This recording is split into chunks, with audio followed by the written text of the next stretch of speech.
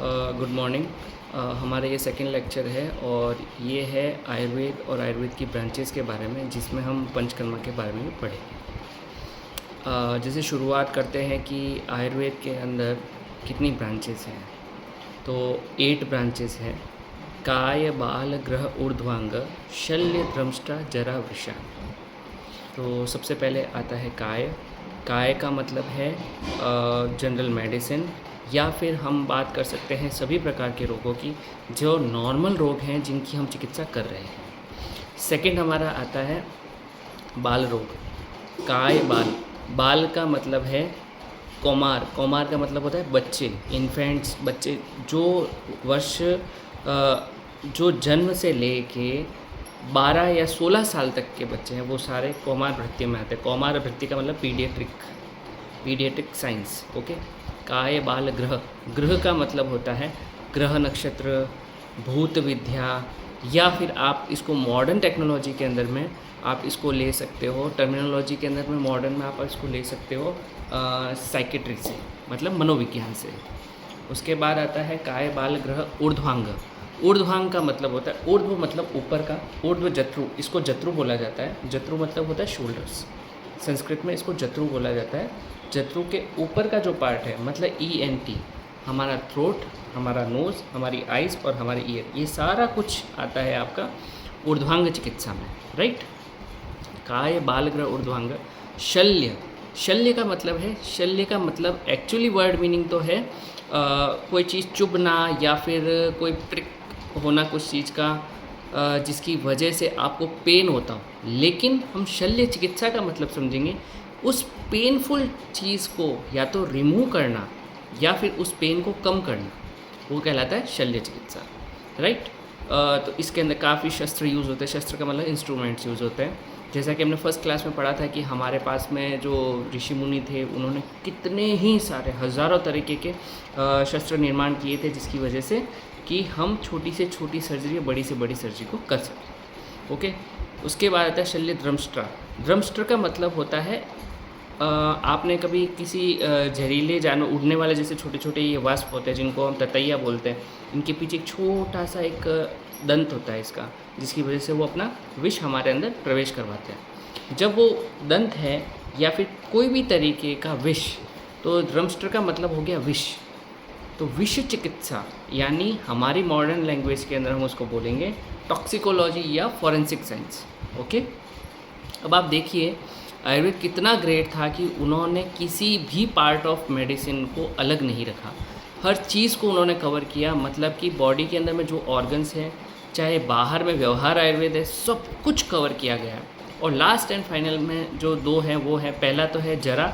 जरा का मतलब होता है 7वां जो विज्ञान है वो जरा विज्ञान का मतलब जीरेट्रिक, जो आफ्टर 45 या आफ्टर 60, आज के समय में आफ्टर 60 के बाद में होने वाले रोग और उनकी चिकित्सा के बारे में जो पढ़ाया जाता है वो हम पूरा का पूरा जरा चिकित्सा में पढ़ते हैं। जरा का मतलब होता है जरायु, मतलब कि धीरे धीरे धीरे धीरे एज का क्षरण होना, मतलब धीरे धीरे धीरे आपकी एज कम हो रही है, एज बढ़ रही है और शरीर का क्षरण हो रहा है, तो इसका मतलब है जरायु।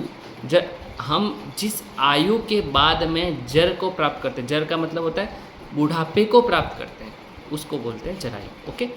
अब जरा चिकित्सा के अंदर में हम क्या पढ़ेंगे, जैसे कि बुढ़ापे में होने वाले रोग, जैसे कि संधि विकार मतलब जॉइंट्स की प्रॉब्लम हो गई, डायबिटीज़ हो गया, या फिर खाने पीने से रिलेटेड कुछ प्रॉब्लम्स हो गई, या आज के समय प्रोस्टेट बहुत ज़्यादा देखा जाता है, तो ये सारी चीज़ें आप इनमें देख सकते हैं। अब उसके बाद में लास्ट एंड फाइनल आता है वृषा। वृषान का मतलब है, आज के समय में हम पार्टली इसको अगर लेते हैं तो समझते हैं कि ये वृषान का मतलब है कि सेक्सोलॉजी, लेकिन सिर्फ सेक्सोलॉजी संबंधित कुछ नहीं होता।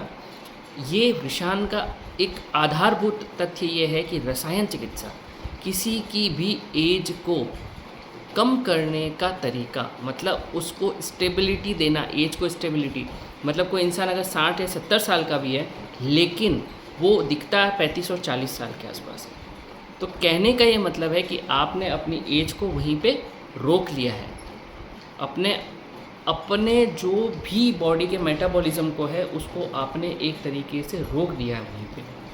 तो ये है 8 ब्रांचेज ऑफ आयुर्वेदा। इसके बाद में हम पढ़ते हैं पंचकर्म के बारे में। पंचकर्म क्या है? पंचकर्म का मतलब है कि 5 तरह के ऐसे कर्म जो कि आपकी बॉडी को आंतरिक और बाह्य शुद्धि देते हैं। जैसे कि आपको एक छोटा सा एग्जांपल बताता हूँ, क्यों ज़रूरत पड़ती है हमको पंचकर्म की, क्यों ज़रूरत है, क्योंकि चिकित्सा इतनी सारी थी, पंचकर्म की चिकित्सा क्यों पड़ी? कोई भी मेडिसिन को इफ़ेक्ट करने से पहले अपने लिए एक प्रॉपर सरफेस एरिया चाहिए जहाँ पर वो रह के या एब्जॉर्ब हो के वहाँ पे वो काम कर सके। लेकिन आज के समय में लोग अनेक तरीके की वातावरण में रहते हैं या फिर अनेक तरीके के अशुद्ध वातावरण के अंदर में आहार विहार को ग्रहण करते हैं।